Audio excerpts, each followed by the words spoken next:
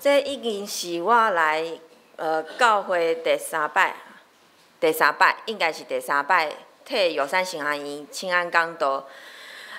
游完我真感谢牧师甲教会会当接纳我替药山神学院请安讲道。我嘛真欢喜有即个机会会当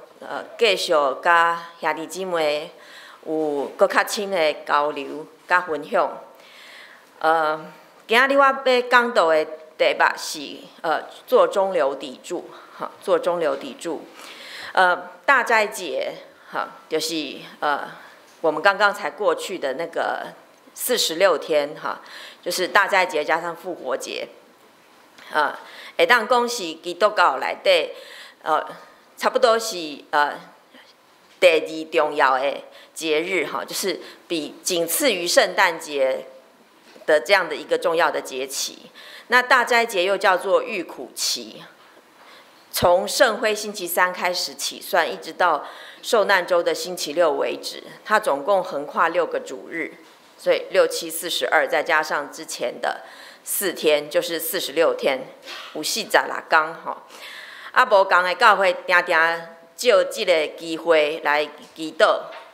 忏悔，或者是苦行，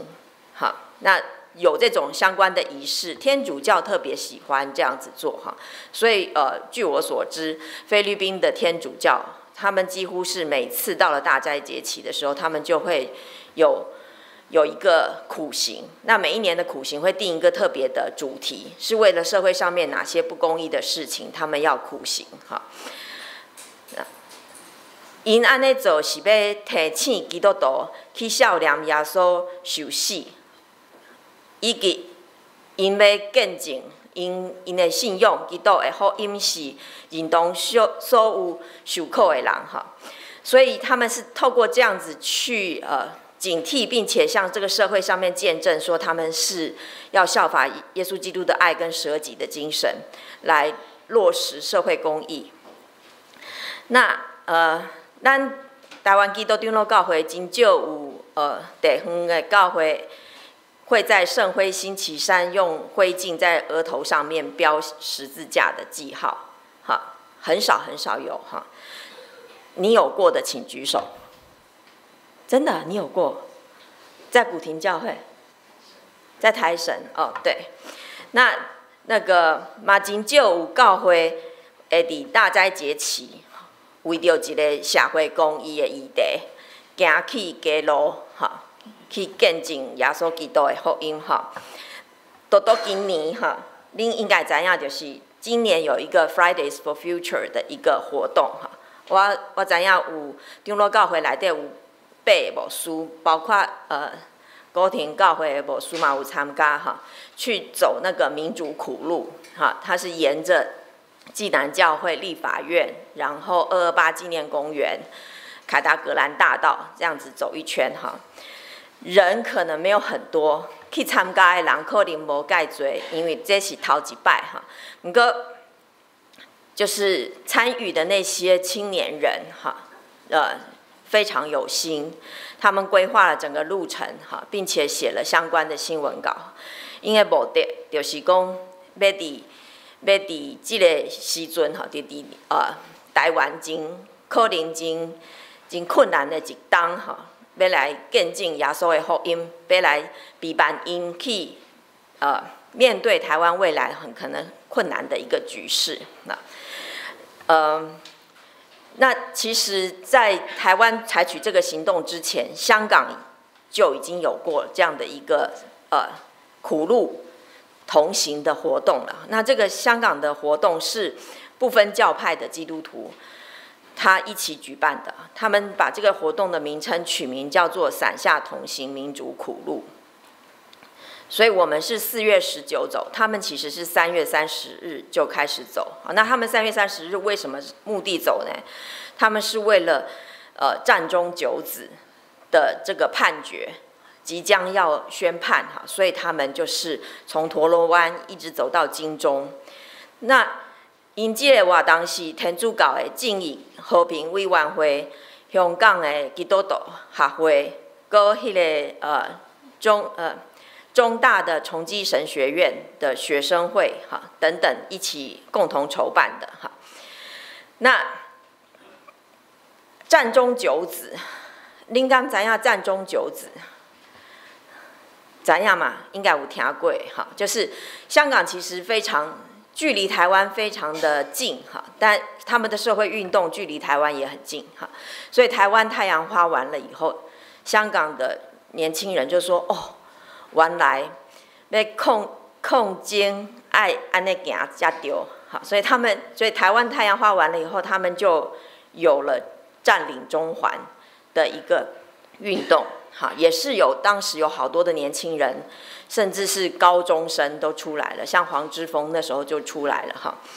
好，那所以当时的情形是，香港大学的法律系教授戴耀廷，还有中文大学的社会学者陈介民，跟香港的一个基督教的牧师朱耀明，他们3个人发起了这个活动，叫做“让爱与和平占领中环”。那希望效法台湾的太阳花哈，就是用非暴力的公民抗命的方式来争取所谓的真普选哈。是安怎好做真普选呢？就是今嘛香港的那个普选制度，在他们看来是假普选，就是只有少数人可以选，而且选的名额都是这个中国政府哈，这个早就已经钦定好的人哈。那结果。从2013年他们这样子说，他们要来酝酿，到了2014年的时候的雨伞运动，就变成了是香港史上最久公民占领街头的抗议活动。我们太阳花大概是这个占领了差不多1个多月哈，香港其实是占领了差不多2个月，差1天就80天了。然后在那段时间里面，政府总共对他们香港的政府，你说香港这么小，香港的政府总共对他们发射了大概差不多80多颗的那个催泪弹。所以本来因去行街路的时阵是无炸雨伞啦，了后为什么会变成雨伞运动？就是因为催泪弹来了，所以会刺激他们的眼睛、跟鼻腔、跟喉咙的黏膜，所以他们后来就带着游泳的蛙镜，戴着口罩，带着雨伞出门，哈，所以后来香港的政府说这个雨伞是武器，好，那其实当时并不是武器，他当时是为了要保护自己的这个不被催泪弹伤害，哈，好，所以79天的占领，80多颗的催泪弹，哈，就构成了这一代的香港人都抹不去的历史烙印。所以戴耀廷、陈介民跟朱耀明3个人，再加上另外的6个人，就被称之为战中9子。但是通常有的时候他们也会说战中3子，那就是指我刚刚提到的那3个人哈。那3个人全部都是基督徒，戴耀廷、陈介民跟朱耀明，通通都是哈。然后呢，那结果他们就被香港政府这个控告他们串谋做出公众妨扰，控告他们煽惑他人做出公众妨扰。这名声很法律的名字很绕口，但事实上的意思就是说，他们煽动别人跑到这个公共场所里面去阻碍他人哈。好，然后所以就是被控告，跟台湾的太阳花不一样，台湾的太阳花所有的被告通通都被无罪释放，但是香港的雨伞战中的这个运动哈，那个几乎都被判刑。好，我们之后会再告诉你们，就他们判的刑期大概是多少。那香港政府这个控告的举动哈，对他们来讲，他们认为这是合法的控告哈，但是那个国际特赦组织就 Amnesty International， 这个也是几乎都是基督徒一开始的时候成立的一个组织，专门在救援各个国家的政治犯的哈。那他们就形容这是特区政府秋后算账，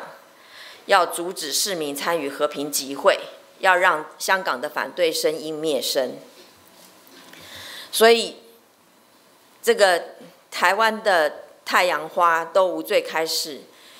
香港政府其实就是要拿这9个人开刀，那所以他们其实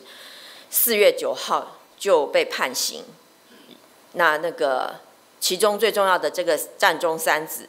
他们的罪名都成立，2个人直接就是法庭判决完了以后，就连回家的机会都没有，就直接被送监了。就1个人没有被送监，那个人是朱耀明牧师，因为伊已经破病真严重，年岁佫真大哈。香港政府把他就是抓进监狱里面，对他来讲就是弊多于利。万一他在监狱里面发生什么事情的时候，那个会带来更大的一个社会上面的反弹哈。所以朱耀明就没有去，所以那个香港的报纸媒体就拍朱耀明站在法庭外面目送他的2个同伴上刑车，然后老泪纵横，然后不停的这个挥手叫他们的名字的那个画面，非常的感人。据说很多人当天去的都掉眼泪，所以他们苦行了，他们战终了，然后都没有改变。这个从我们的角度来讲，这个就叫做 loser， 对吗？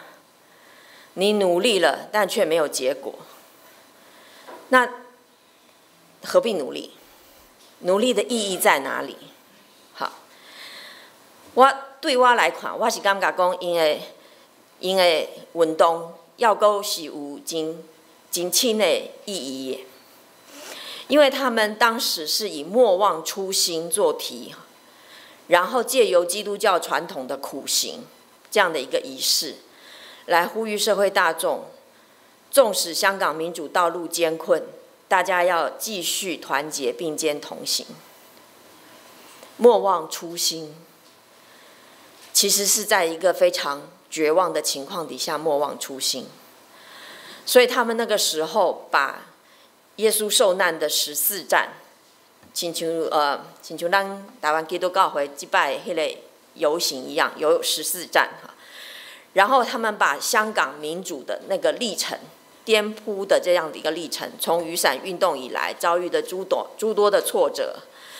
跟耶稣的故事结合起来。好，所以每到一站，他们就读一段经文，纪念耶稣受难的故事，然后讲述一段香港民主的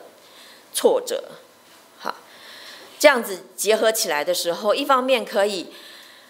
让香港人知道他们所受的政治迫害，他们时刻都不要忘记，但另外一方面，他也提醒这些人，在他们所受的为了民主所受的患难当中，在绝望的处境里面，不要忘记上主永远掌权，上主的救赎大能，即使在他们的困顿当中，仍旧与他们同在。我是感觉这件代志介有意义，不是单单政治上的意义，还有信用上的意义哈。那其实香港这样子的一种见证方式，这不是他们的第一次，好，这不是他们的第一次。所以你知道，一个人用这种一个地区的基督教用这种方式在见证福音的时候，那表示他们已经落在了苦难当中了哈。那我第一次注意到香港用这种方式来见证福音的时候，那应该是在这之前，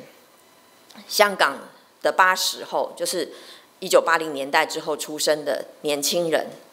他们曾经为了反对天价高铁苦行过。那一次给我的震撼就远超过我的那个想象。我是看 YouTube 上面看到的哈。那一次他们其实是仿效佛教徒朝圣的这种苦行，每走26步，他就下跪，然后五体投地，四肢再加上头，五体投地。那他们那个时候说，他们为什么要用这种方式苦行呢？因因为他们知道他们反对盖天价高铁无用，就是议会早就已经通过了。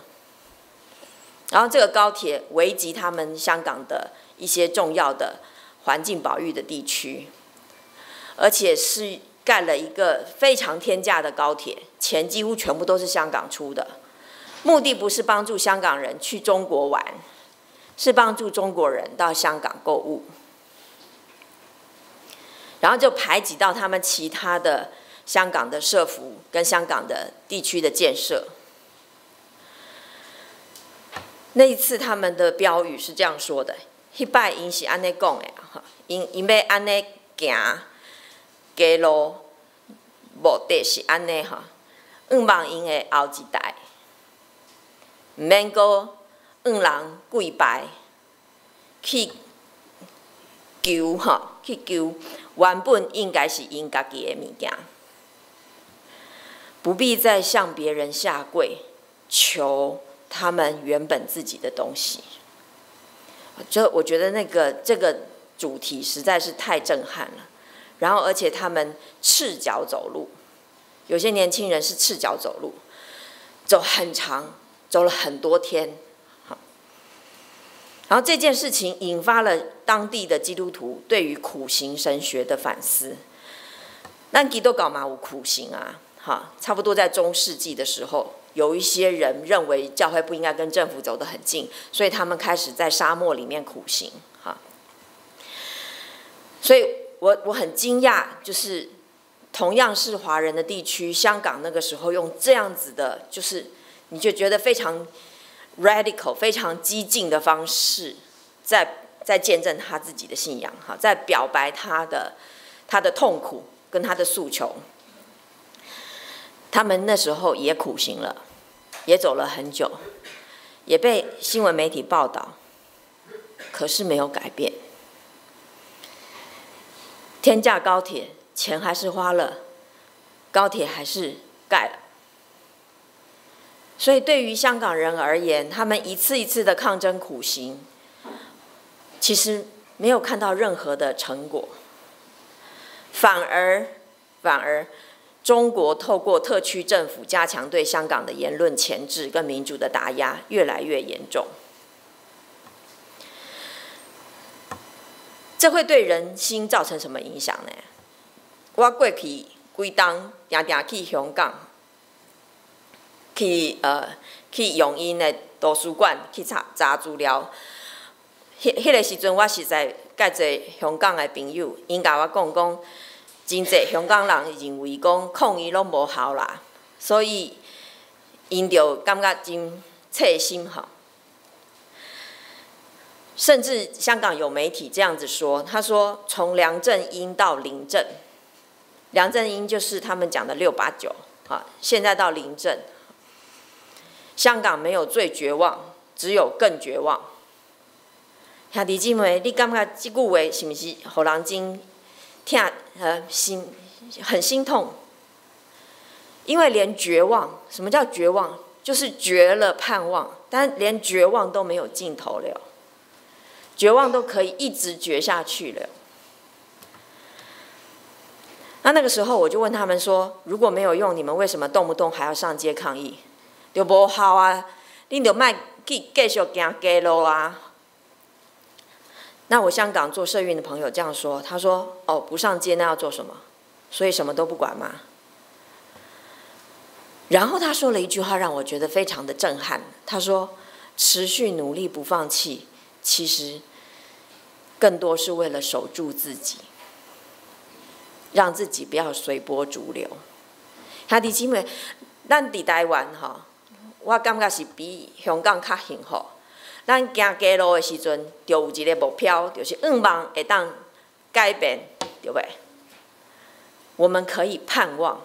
我们出去走路游街头的时候，我们可以盼望。但他们出去走路游街头的时候，其实心里已经没有盼望。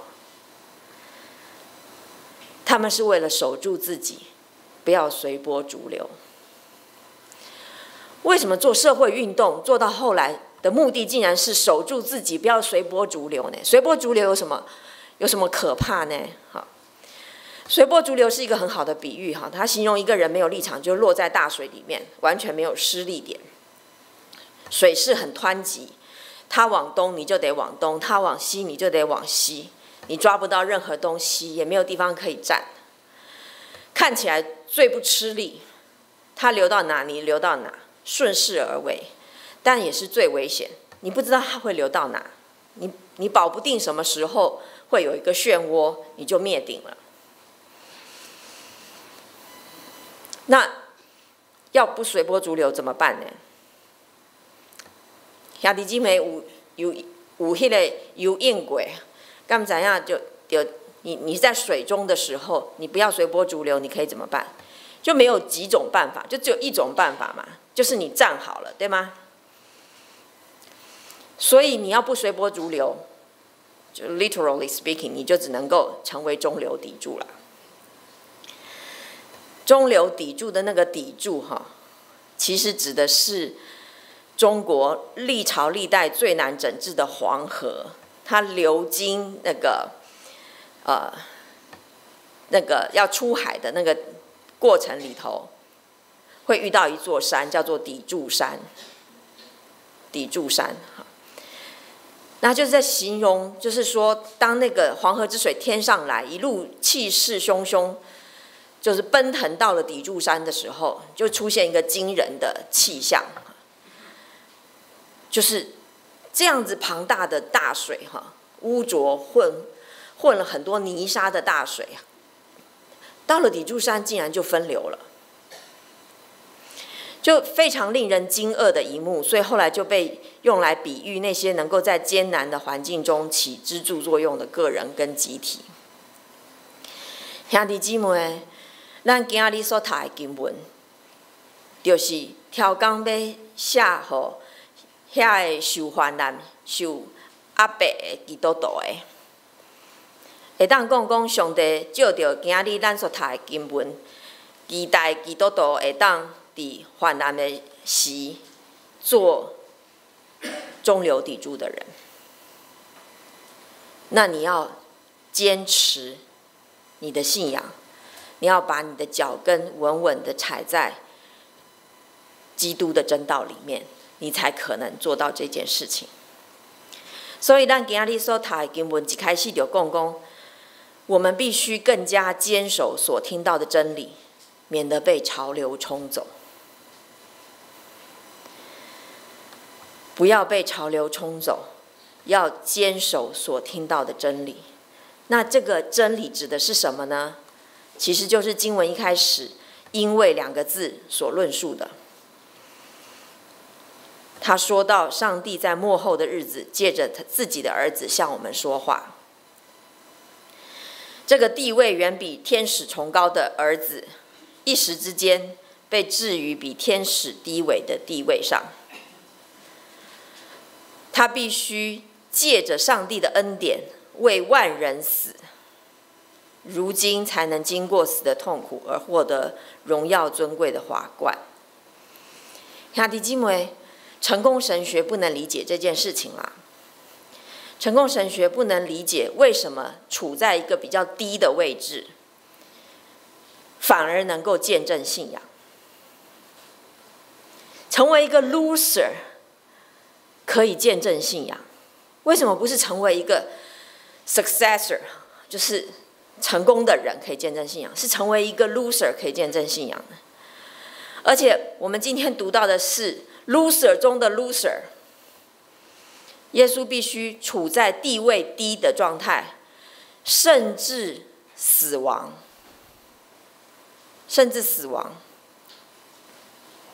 这些看起来非常负面的描述，在我们今天所读的经文里面，用非常吊诡的方式去称呼他。他说这些全是上帝的恩典，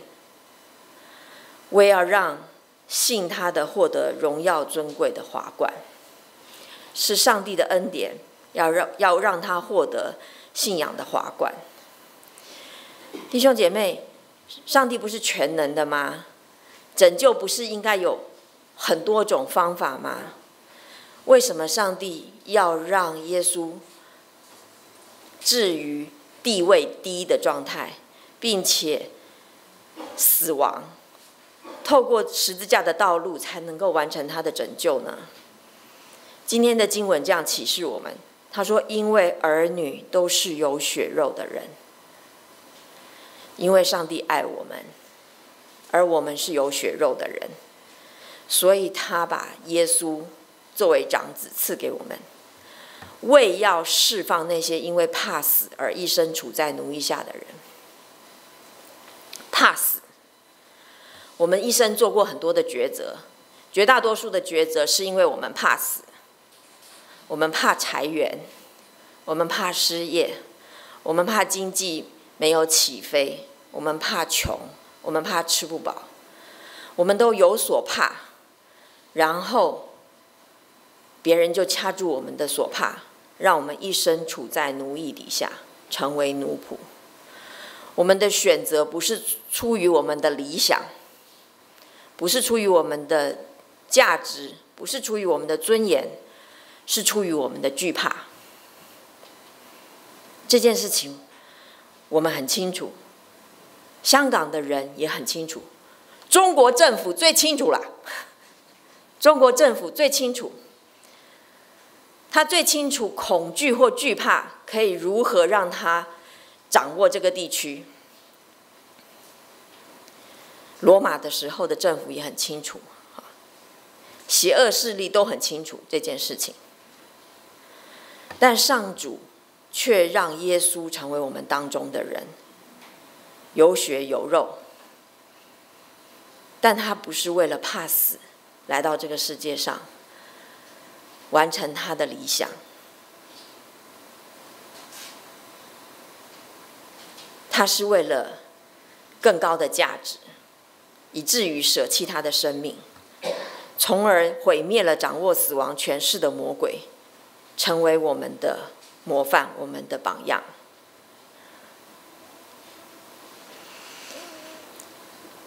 然后我们人人今天在这里所做的，人人都成为上帝的儿女，人人都可以不是为了惧怕而活，而是为了相信而活。这件事情不是出于我们的选择，出于选择，我们可能还是希望惧怕，然后有小确幸的日子，是出于我们的呼召。我们今天出死入生，同时也受上帝的呼召，身体力行，要活出信仰的见证。香港的基督徒现在就在活出他们的信仰的见证。刚刚我们说的这些话，说因为儿女都是有血肉的人，上主不惜赐下他的爱子，为要释放那些因为怕死而一生处于奴役之下的人，如今不再是香港基督徒圣书上的白纸黑字，而是他们真实见证的信仰召命。所以香港有700多万人，人人生而平等，但是政府剥夺一般人民的提名权、参选权。第一届的特首就是689梁振英。你们觉得700多万人，多少人选是比较公平的？就我们台湾现在1人1票选总统，直选总统已经很久了嘛，对不对？但不要忘记，我们其实以前的时候只有国大代表可以选总统。好，我们现在觉得习以为常，很民主、很正常的事情，以前其实都是天方夜谭。对香港来说，他们的情况也是一样。他们的第一届特首700万人，400个人选，政府跟人民没有任何的关联，他不是人民选出来的，所以他不会倾听民意。现在比较好一点啦，700多万人，1200个人选。但你想想看，700万人里面1200个人，那也是非常少数啊。香港人为了争取平等的人权，争取像台湾有的1人1票选总统这件事情呢，必须走上他们的民主苦路。为了走上这条民主的苦路，那个唯一在战中3子当中没有被捉去关的朱耀明牧师，他其实是抱病参加了2014的雨伞运动。他那个时候已经退休，而且在养老，又生了一场重病。但当人家跟他讲说：“哎，我们要出来，就是效法台湾的雨伞革命，要出来，就是要出来游行的时候，他祷告，然后他说，虽然他已经70岁了，但他进不了他自己良心的呼唤，他绝对不做一件事情，他绝对不让他的弟兄孤身上路，他会跟他一起。”朱耀明牧师其实是一个命运非常